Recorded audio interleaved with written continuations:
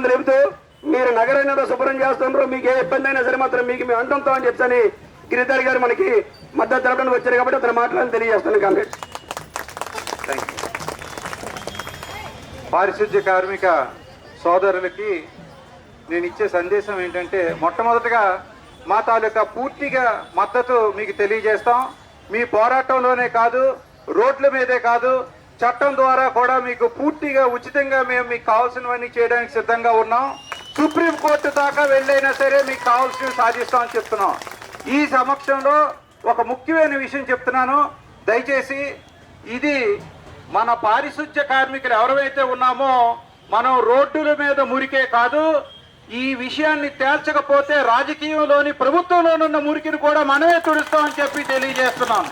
అందువల్ల ఈరోజు మనం ఏమైతే అడుగుతున్నామో ఇవన్నీ కూడా చట్టపరంగా మనకి రావాల్సినవి, మనకి ఇవ్వాల్సినవే మనం అడుగుతున్నాం. అంతకంటే ఎక్కువేమీ అడగలేదు కాబట్టి ఖచ్చితంగా ఇచ్చి తీరాలి.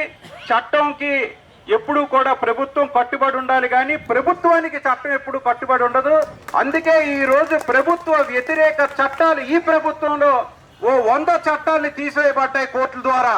అలాగే ఈ రోజు ఇవి ఏదైతే మనం సాధించుతామో ఈ సాధించుకోవడానికి సరే సహకరించకపోయినట్లయితే ఓ పక్క మనం పోరాటం జరుగుతూనే ఇంకో పక్క న్యాయ పోరాటం కూడా జరుగుతుందని చెప్పి తెలియజేస్తూ, ఇంకో ముఖ్యమైన విషయం ఏంటంటే, అసలు ఈ రోజు వరకు కూడా పర్మనెంట్ గా అంటే ఏదైనా సరే ఏ లేబర్ చట్టం చూసుకున్నా కూడా అత్యంత అన్యాయం ఏంటంటే, ఈ ఏదైతే పారిశుద్ధ్య కార్మికులు ఉన్నారో వాళ్ళని మాత్రమే కేటగారికల్ గా ఖచ్చితంగా ఏదైతే ఒక వర్గం కింద చేర్చాలో చేర్చకుండా ఉంచడం అనేటువంటిది ఇది పెద్ద కుట్ర అండి. కొన్ని వందల కార్మికుల మీద జరుగుతున్న కుట్ర.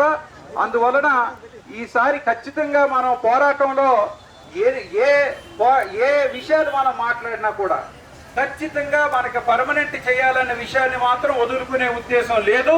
మనందరినీ పర్మనెంట్ ఉద్యోగుల కింద, శాశ్వత ఉద్యోగుల కింద గుర్తించవలసిందే. మనకి రావాల్సినటువంటి బెనిఫిట్స్ కానీ రాయితీలు కానీ అన్నీ రావాల్సిందే.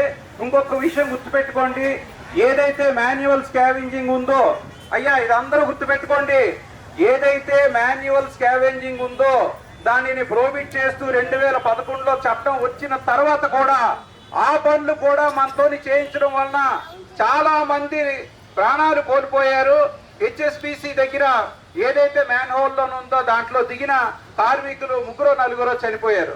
అంటే ఆఖరికి కూలీలకి లేకపోతే ఇతర పని వాళ్ళకి ఇచ్చినటువంటి మినిమం వేజెస్ కూడా మనకి ఇవ్వలేదు సరికదా, ఆ బెనిఫిట్స్ కూడా మనకి ఇవ్వలేదు సరికదా.